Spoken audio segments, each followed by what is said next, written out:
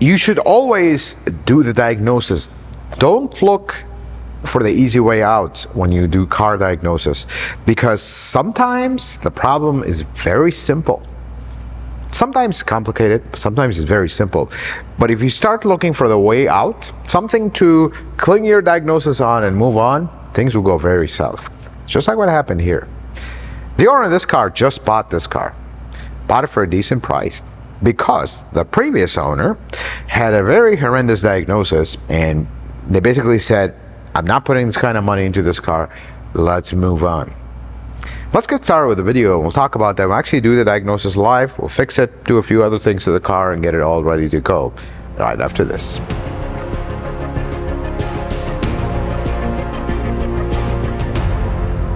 So here's what's going on with this car. We got every single brake and ABS light on in the planet. Here's the problem though. I dug through the service history, and the last shop that looked at this basically said it needs a brake actuator. That's a very expensive repair.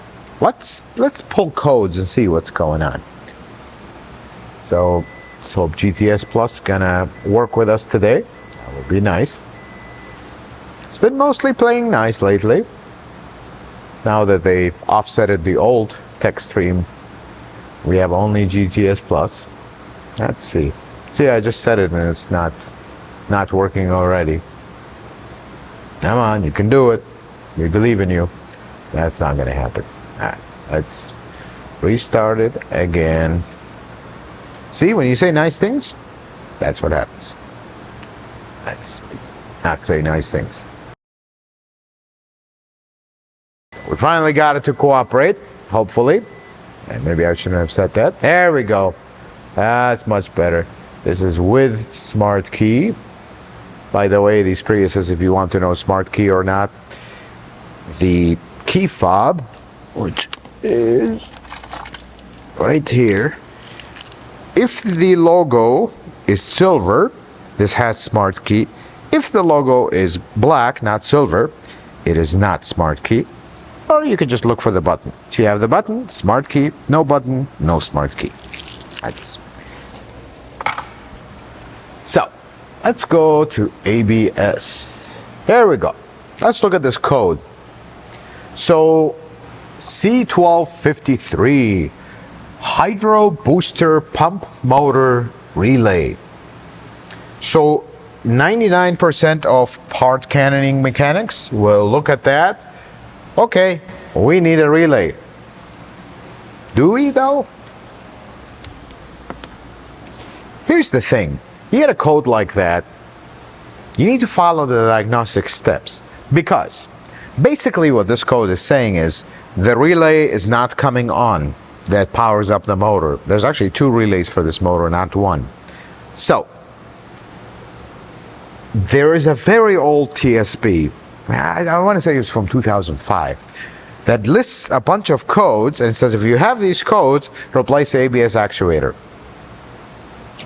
Well, the first thing is the VIN range in that TSB, this car is out of it. That was an old TSB. Second, that TSB does not list any diagnostic steps. It just says, do you have these codes? Yes, replace the actuator and booster.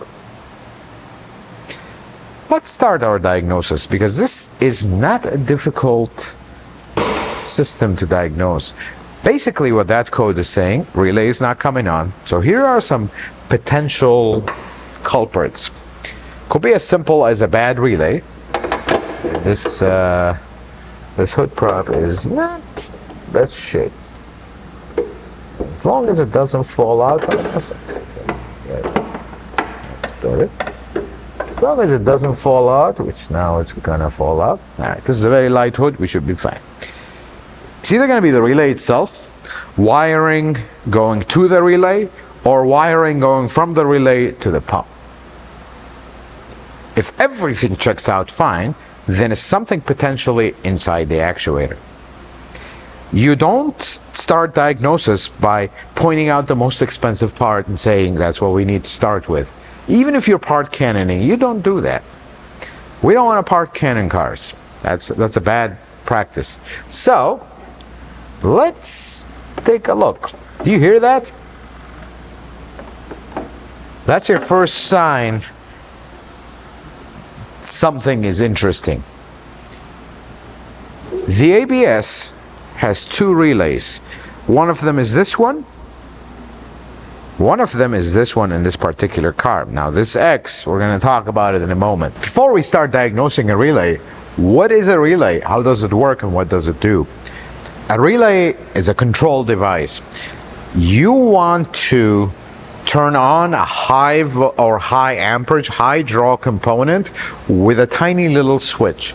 If you put that switch to turn that component on, you're going to put so much amperage through that little switch, you're going to fry that switch. And in the case of cars, that switch could be a computer. You can't power a giant motor through a computer. So here's what relays come to do. This is your 12-volt battery. This is your positive, this is your negative. This is a pump that, let's say, draws 30 amps. This is a tiny little computer that turns on this pump and turns it off. If I send power continuously to the pump, so now we have power going to it, and then the negative, I send it to the ECU, to the computer, and then when the computer wants to turn it on, we're just going to do this. When the computer decides let's turn it on, it's just going to close these two, and then the pump will come on and shut off. Well, that sounds great. Why do we need a relay? Well, the problem is you have 30 amps passing through this computer. It's going to create heat. You need a giant switch here, and this computer is probably this big. That's not going to work. So how do we do this? What we're actually going to do is use a relay. First, we're going to ground this computer to the body of the car. We don't need to worry about the ground. We just need to send power. Relays. Basic relay has 4 wires.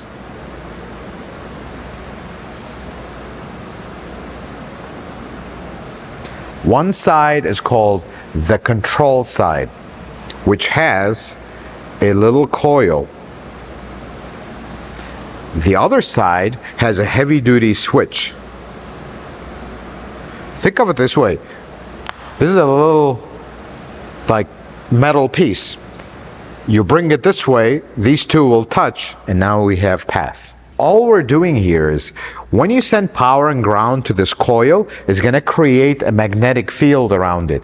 That magnetic field is going to push or pull. I just threw it in a way where it looks like it's going to push, but it's actually going to pull this switch and close and make contact here. That's all it does. These 2 wires are tiny. This coil draws almost nothing, barely anything. So wait a second. I can have my computer control this, which then will control this, which has 30 amps going through it, which is a very big, heavy gauge wire, and I don't have to fry my computer or run all this high amperage through it. So here's how this is going to go. We have power going to the relay. We have another power wire going to the control side of the relay.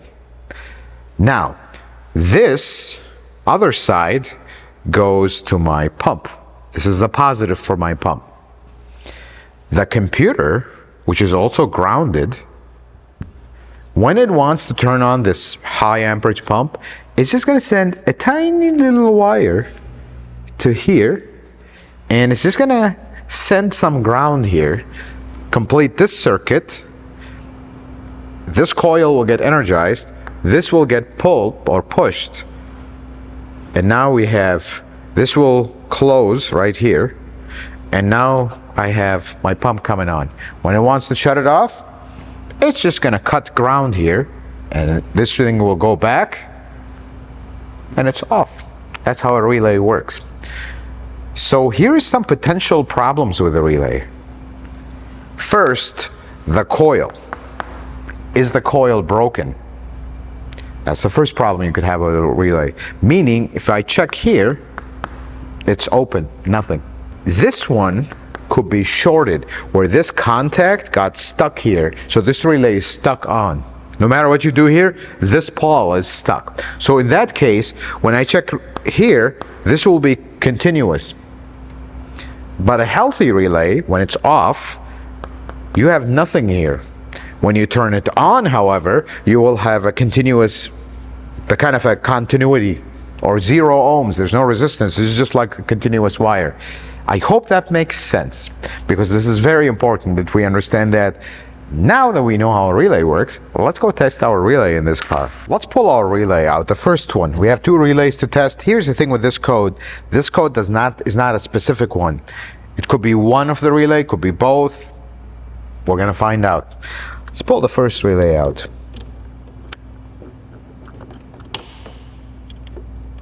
If it wants to cooperate, that is. There it is. I want you to see something about this relay. Do you see how 2 contacts are huge and 2 of them are tiny? These 2 are the control. Remember I told you you can control it with a tiny little wire? These 2 are the control. These big ones are the high amperage ones. So, here's what we're gonna do. First, we set our meter on ohms. We're gonna just do a basic check. Is my coil broken? Coil is not broken.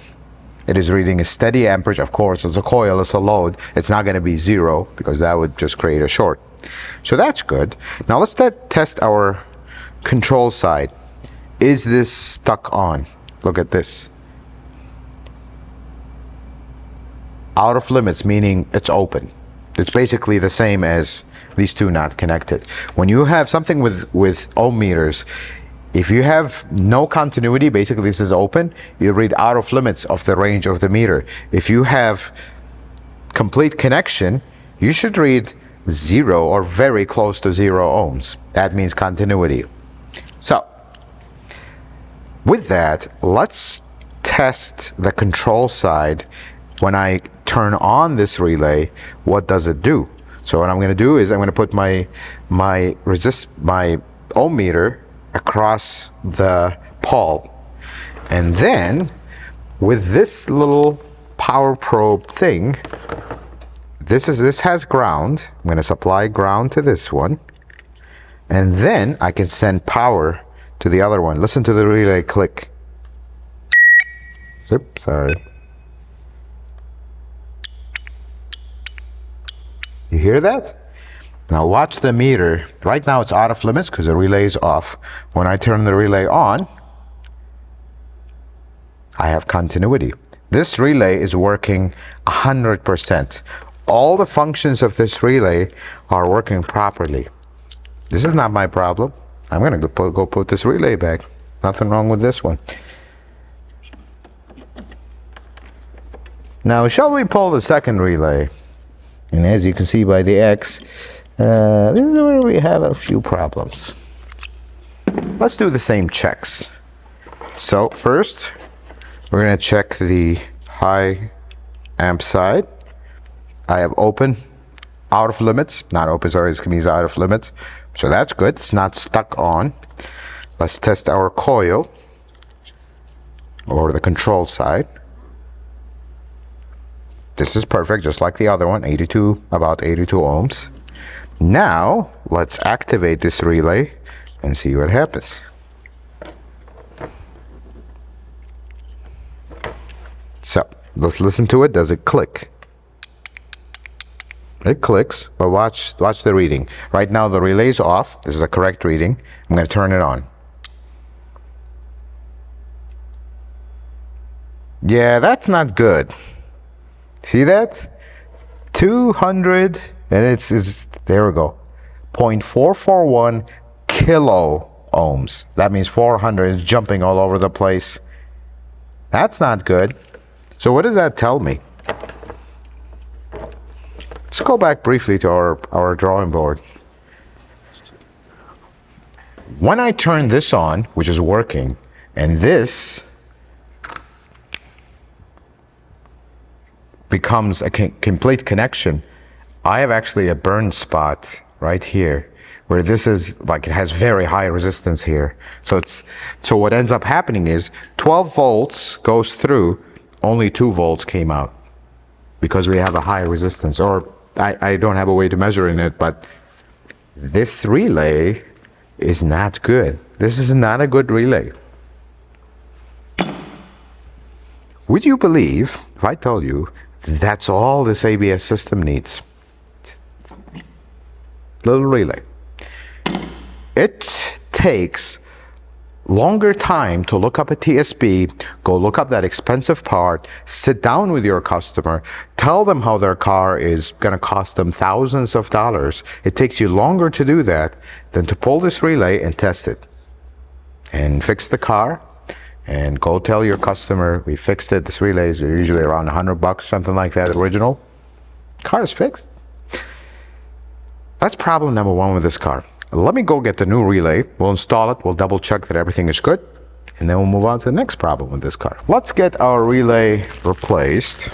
And while we are here, I noticed something else. The new relay, something with Toyotas, folks. Never buy aftermarket relays. I mean, it goes without saying, but you'll never have good luck with them. They never work right. Speaking of, do you notice how all these relays are nice except this one? Just looks off, and it's super loose. That is not sitting properly. This is an aftermarket relay. Do you know what this relay is for? This is for the transmission shift control. So I actually told the customer, hey, we're fixing this car, let's get the right relay in here, because that's a disaster waiting to happen with the other relay. So let's see, I hope they did not damage the pins. Yeah, that is not coming out. The other one was like completely loose. Well, having said that, let's go see if our problem is fixed.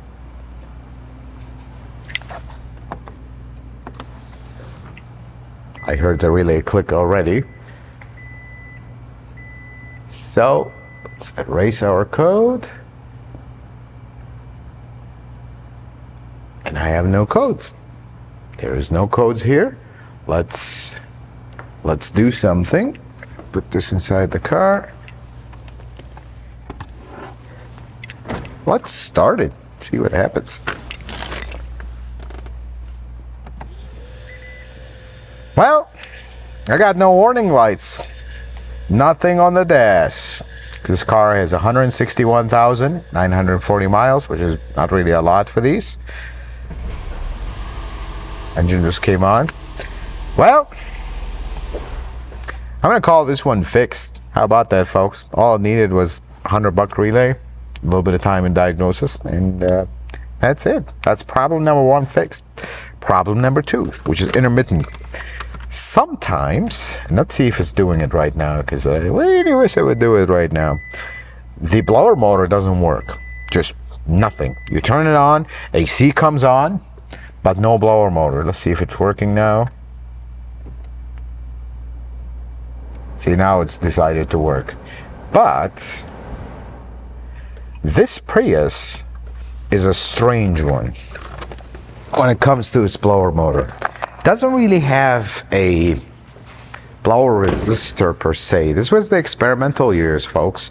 So this has a blower motor controller, which all it does is it gets the power that goes to the blower motor normally, and then it sends that power to the blower motor, and then it has a control wire. So the computer for the air conditioning sends a pulse width modulated signal to the controller to tell it what kind of speed it wants the fan at, and then it does that. This car intermittently will not do that.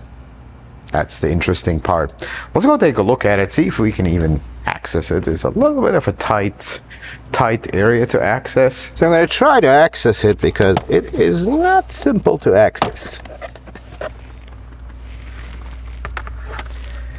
So the controller for this one is all the way at the bottom. Jose, I'm gonna get out of the way so you can show them. It's all the way at the bottom. You'll see like two big connectors. there. You see those wires in the very back?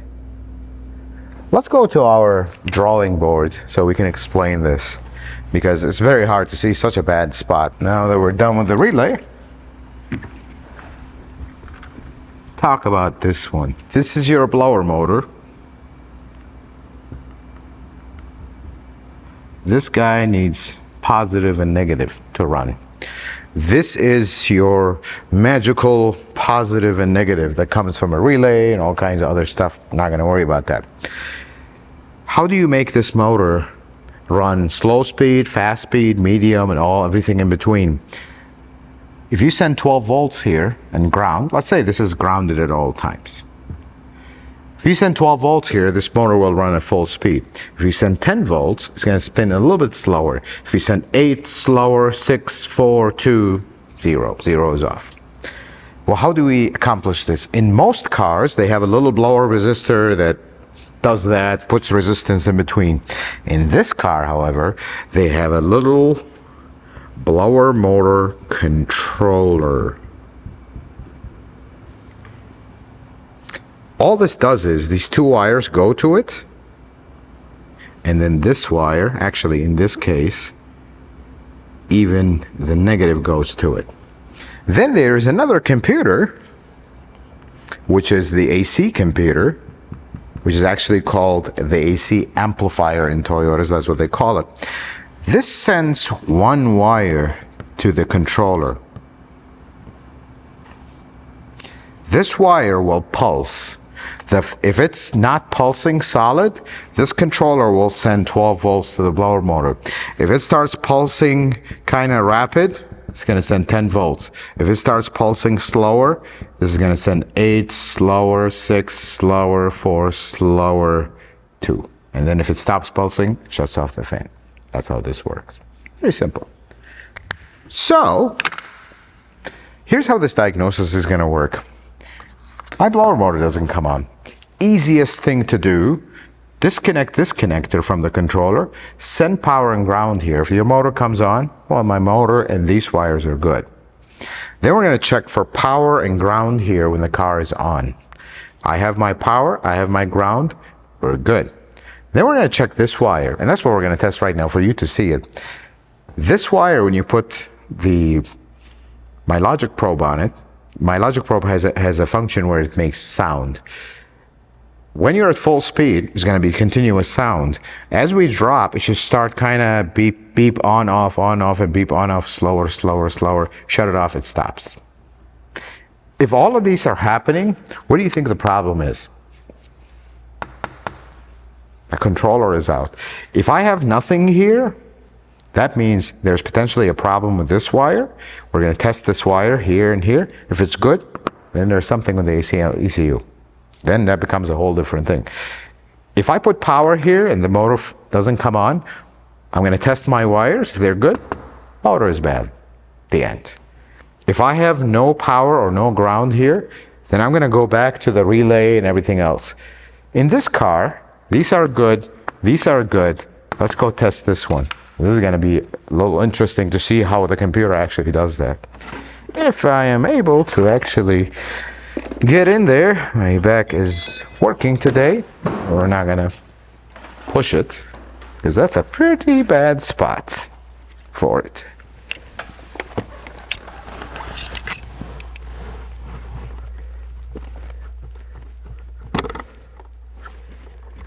So I'm going to turn the key on. This meter, when you're on positive, it'll beep this tone. When you're on negative, or it's detecting ground, it's going to beep like that, just for you to keep a reference. So right now, this connector right here has 3 wires. One of them is that big power that goes to the controller. One of them is a negative that goes to the controller. That little wire is the control wire that comes from the computer. So I'm going to test the positive. This is the negative. The key is not on. Oh, I have to turn on the fan. I forgot that part. There we go. There's my power. There's my ground. Now I'm going to turn off the fan.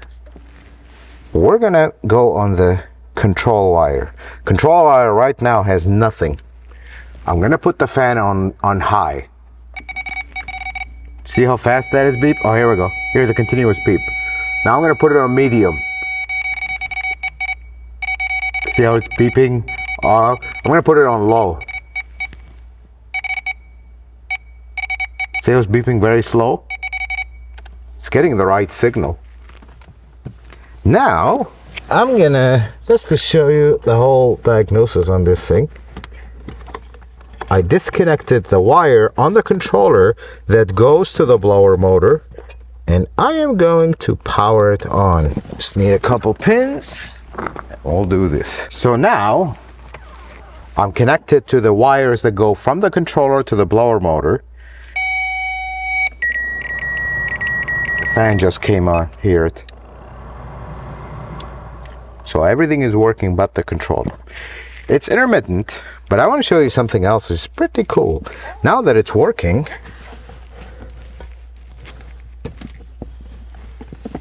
let me plug everything back in, get it, see if it still works. This thing has been going on and off. And I caught it on the one times that it was off. We were able to test everything. I want you, Jose, to come close and show this reading. This is your ground. This is how much you're dropping. So when I go on low, it's actually sending only 6 volts to this motor. When I go here, now it's sending just over 6 volts. Folks, we're checking the ground here because the voltage drop is happening on the ground. I hope that makes sense. It's whatever reading we get right now, 12 volts minus this reading is what the motor is actually getting. So when I go on high, it drops to almost 0. That means that the fan is getting 12 volts. When I go on one step below that, it's 0.2, it's still about the same. Let's go to medium. Medium is getting around 9 volts. Low is getting actually just under 6 volts. That's how this works.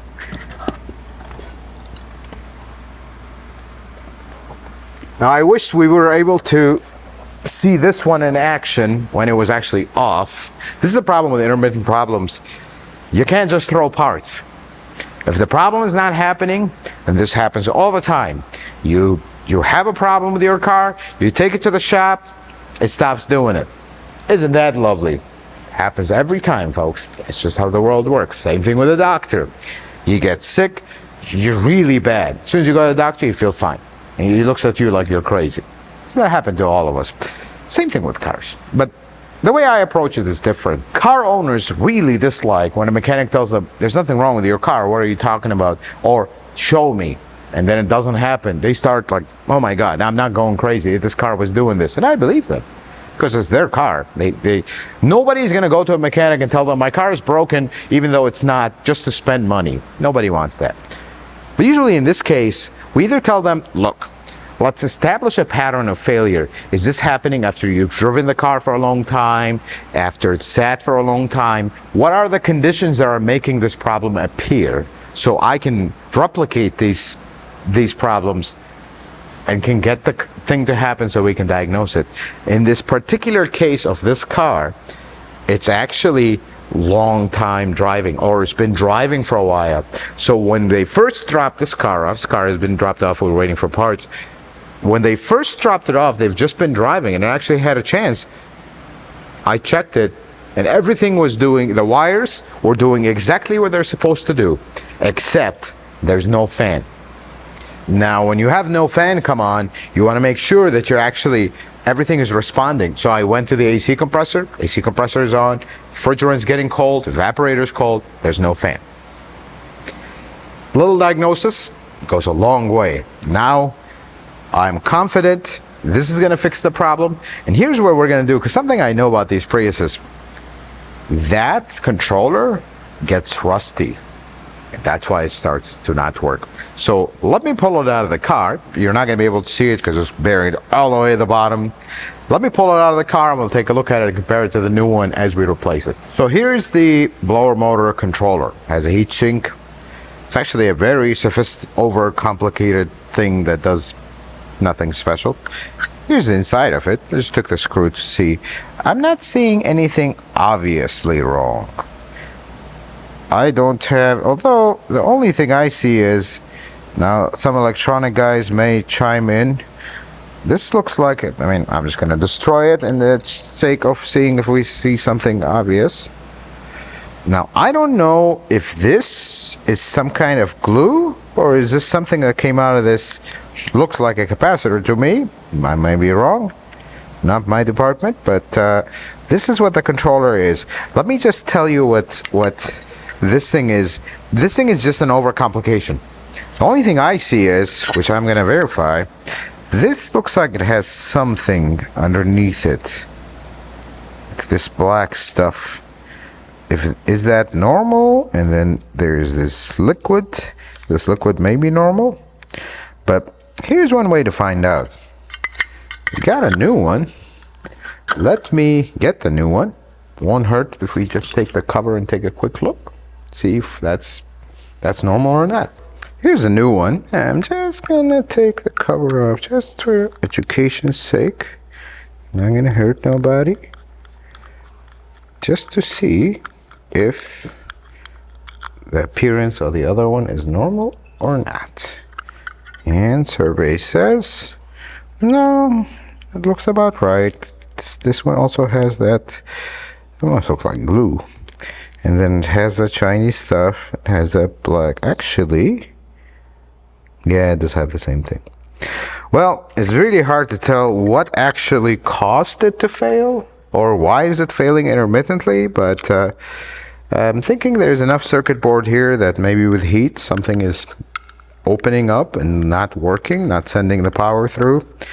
Unknown at this point, but again, this is another simple diagnosis that actually, now that I'm looking at it, I don't know, this does look like a little bit strange here. Maybe this guy is leaking. I'm looking underneath it here, but again, that gooey stuff. Well, I'm afraid we may never find out. Any of these broken? No. So it might be something just in the circuit board itself. Well, fortunately, I wish the car would misbehave so you guys would see it. Just turn on the fan, nothing happens. But let me go fight this guy, because this is a horrible location. I mean, mechanics never waste a moment to harp at car engineers. Why is this all the way in the back? Horrible location. I'm guessing when they had the HVAC box out on a bench and they were building it, it was just put it right there, perfect spot. Except they didn't see when the car was assembled and this thing's all the way in the back, you can barely reach it. Why? You have all the space, just move it a little bit forward. I don't know. Moving on. Let me go fight this and move on to the next thing. Let's do one last verification. Finally got that thing going.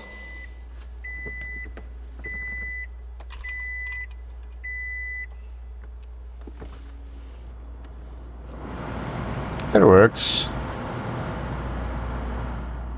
There's a problem with diagnosis like that. So intermittent. So what we're gonna have to do, probably leave this car running outside for a while just to verify, make sure we're not missing anything, although it was kind of clear, cut, and dry. We only have one more item left on this car. Simple one. Let's go take a look at it.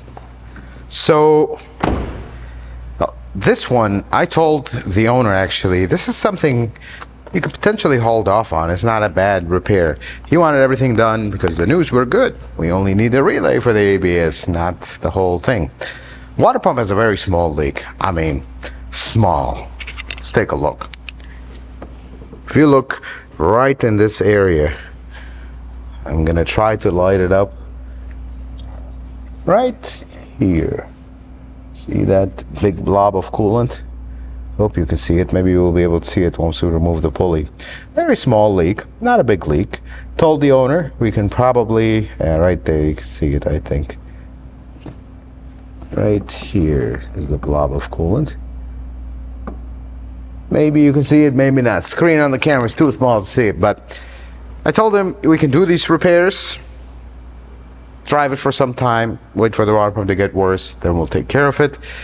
He didn't want to do that, and I get it. You know, you got good news already. I want to be done. I want to fix everything, not have to come back after a few months and take care of that. So let's celebrate that this car is fixed by doing possibly one of the most difficult looking water pumps to do that are actually super simple to do.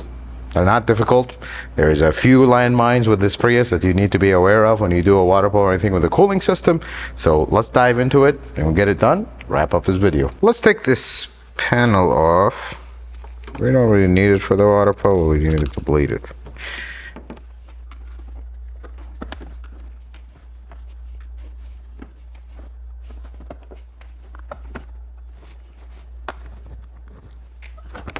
Gotta say one thing.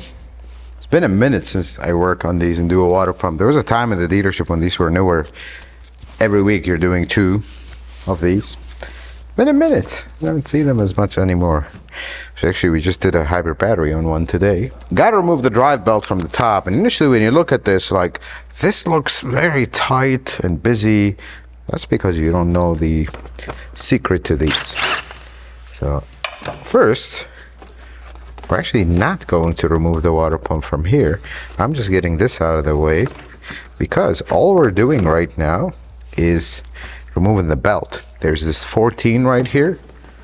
You loosen it, loosen this 14 for the pulley, and then loosen this 12. This pulley will come down, you can pull the belt. So,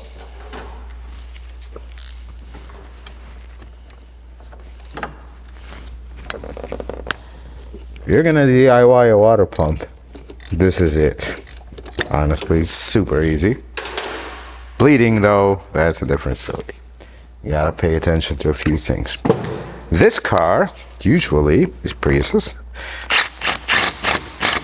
they have an aluminum radiator, so the drain plug on the radiator loves to stick, and that is something you gotta be careful with. Here's the belt. This belt,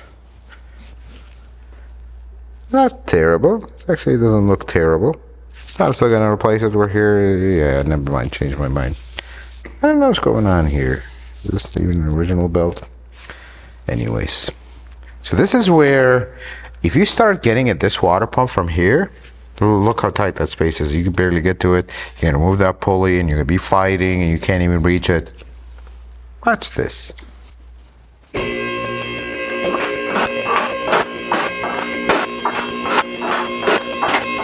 We turn this wheel. So here's something with this car. Do you see this clip? You will fight it to get it out and it'll never come out right. There's a little trick actually. You pull this panel.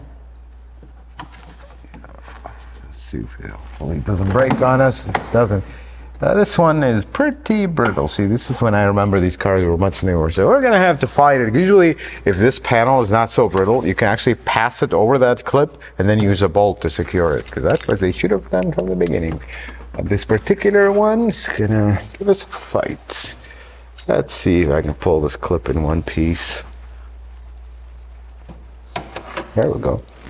I think somebody's already pulled this clip and broke one of the tabs, so let's hope that is able to go back. Now you get its 10. It's hidden right here. There's that. You don't have to remove this entire cover. Pull this cover down and actually position it right here, because we're actually going to use this as a funnel, because we're not going to drain the coolant. Take the water pump, it's going to make a giant mess. But you can drain the coolant at the same time. You don't have to mess with that drain plug that loves to seize. But now if you look, water pump is right there. You can see the leak a little bit better. This is actually coolant, folks, coming down. So what I'm gonna do for filming purposes, I'll remove this wheel and just so you guys can have a better shot of what we're doing. But before we do that, this car, needs front tires. This particular one is not terrible. This one is kind of wearing on the edge. I recommend it. Nothing wrong with the suspension. We recommend an alignment for it. But what I wanted to show you about this tire is this Prius handles very excellent because it has the road hugger tire. I don't know where they come up with these off-brand brands of tires. Road hugger? Really? Couldn't think of a better name than that? Okay, so our plan to take the wheel have come to a screeching halt. I really dislike the splines. Okay? Let's just get that out of my system. Not because there's nothing wrong with them, but why are they 17 million sizes? They don't have the socket in the car. We looked everywhere, nowhere to be found. So that's another thing we're going to tell the customer, hey, you might want to get one of these because they're not in the car. We have a lot of them because we deal with this all the time. None of them fit. So guess our plan of getting the wheel off to have a great shot is not going to happen. So I'm going to just have to film in very tight space. So now this pulley, I'm going to take these 3/10 off of it, and to do that I'm going to use a screwdriver as a wedge just to break them loose. See that came loose. There we go. 1, 2 and 3.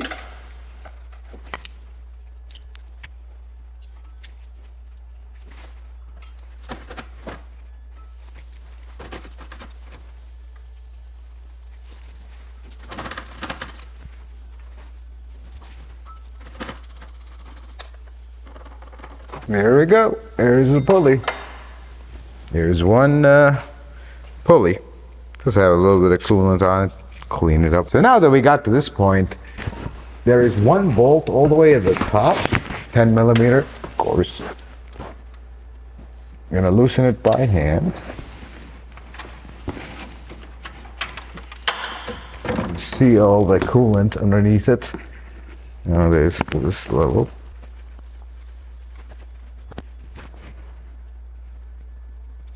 There it is. Now, I'm gonna get the rest of them.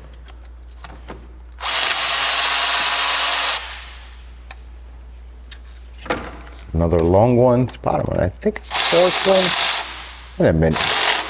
Come on. You can do this. Okay, so there's 3 long ones. Now the 2 nuts. Now here's the problem. When I take these nuts, this will come barreling down with coolant.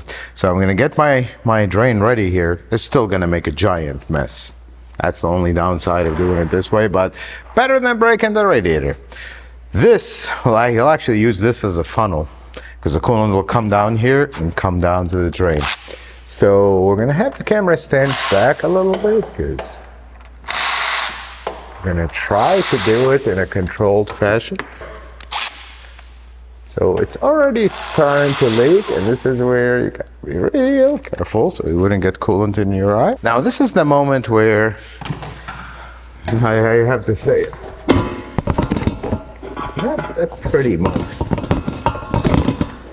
Gotta say it one more time. Red light stands, beautiful products, horrible design. Because this thing gets stuck. And yeah, I used to have an old one that used to work great. Okay, y'all ready for the rainfall? Here it goes.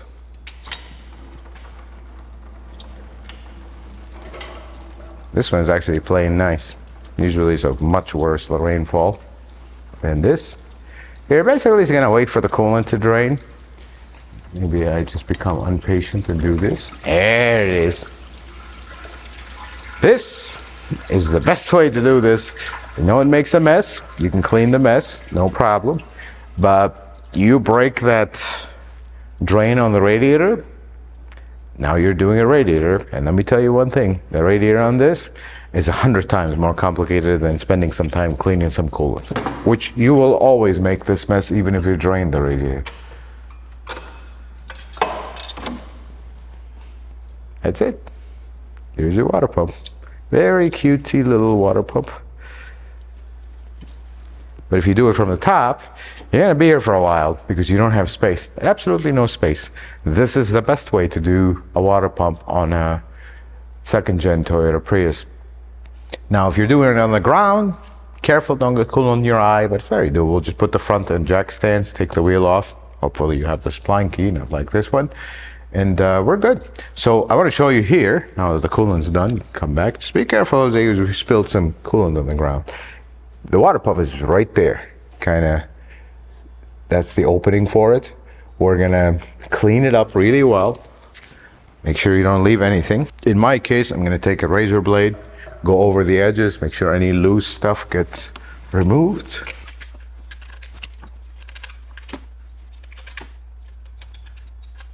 Then I'm gonna go over it with some Scotch-Brite, smooth it out.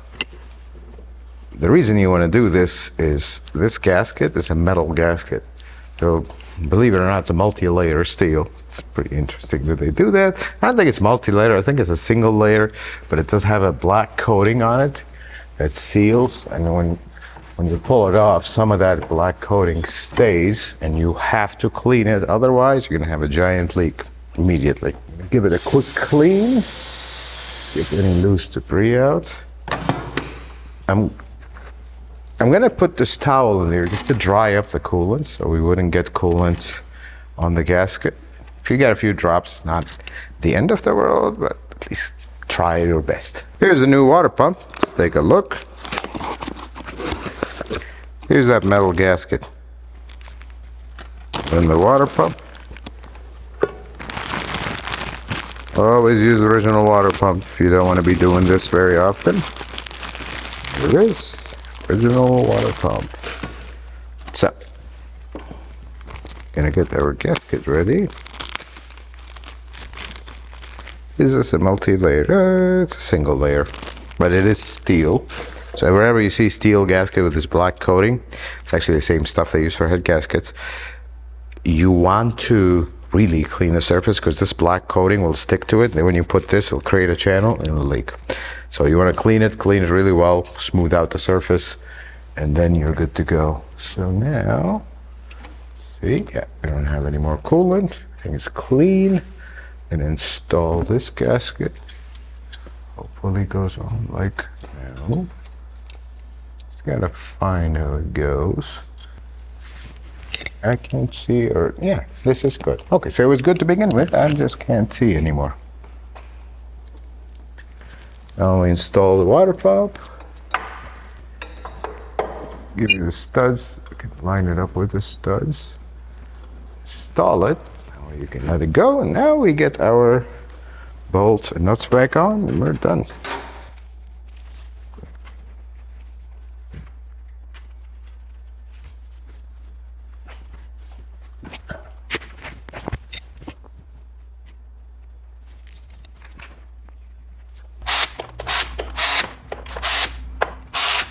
Gave the pulley a good clean.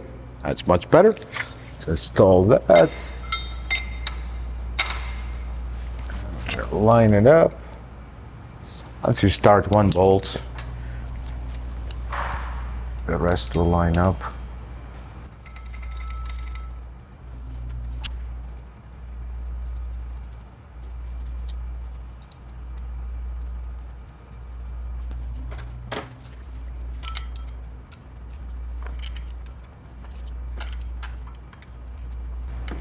All right, that was not bad. Makes a mess, but not bad. Well, for you guys, it'll we'll just skip on to put in the belt, but for us, I gotta spend some time cleaning this mess because coolant goes everywhere. The best way to clean it is just spray it with water, wipe it down, spray it a couple times. That should be all you need to do. It's not gonna hurt anything, or you just don't want it dripping everywhere. So let's do that. Let's get the belt on.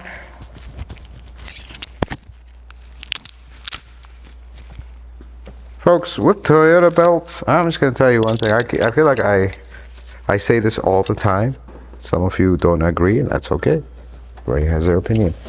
Don't use aftermarket ones. The original belts were utilized a long time. They're high quality and they're not expensive. I understand if they were expensive, different stories. Unless they're not available, then that's a different story, but that's not even close. Don't give us a hard time now. If you're doing this from the top, it's a bad idea. Yep, think that's good. It's on. Now we're going to set the tension on the belt. Usually I go by feel, you can buy a tool, but just don't overdo it. That's good. Car, of course, doesn't have a compressor, so it's just the water pump. That's the only thing that's being driven. It's good. We tighten our 14 and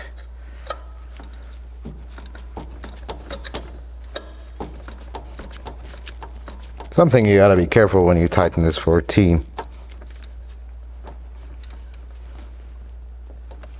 You have a valve here. It's a purge valve. If you look at it right here, don't break it when you're tightening this guy. That's a common mistake to happen. So be careful with that. Now we're gonna put this on. We'll start talking about the bleeding because that's really the tricky part of this. That's what I say about this job. It takes you longer to bleed it than to do the water pump usually. So here's the deal with the second gen Prius. You have that coolant reservoir that is a little interesting. So here's what Toyota did. If you look right here, it's gonna be very hard to see it. If you look right here, there's a 6mm hex. That's actually the bleeding point. So what we're gonna do is I'm gonna get a rag to cover some of that coolant that's gonna spill, and there's no way around it. You're gonna spill and make a mess no matter what you do.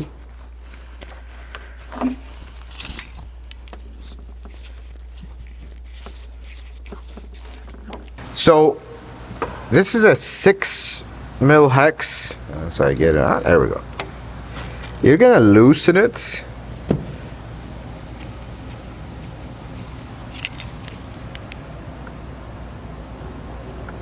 I think that's good. It's gotten pretty loose. So we're gonna fill the coolant. While you fill the coolant, look there. When the coolant starts coming out, close it. It's gonna make a giant mess if you don't pay attention to it. Coolant will go down pretty quick. I'm gonna keep my eye here, trying to minimize the mess. These cars, maybe they'll take a gallon. Something like that. They don't take a lot of coolant.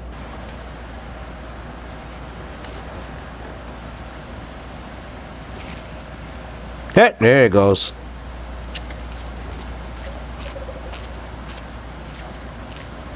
Here's the interesting part about this. You gotta let it settle for a bit. Unfortunately, you can only reach one of the hoses. The other one is a little hard to reach.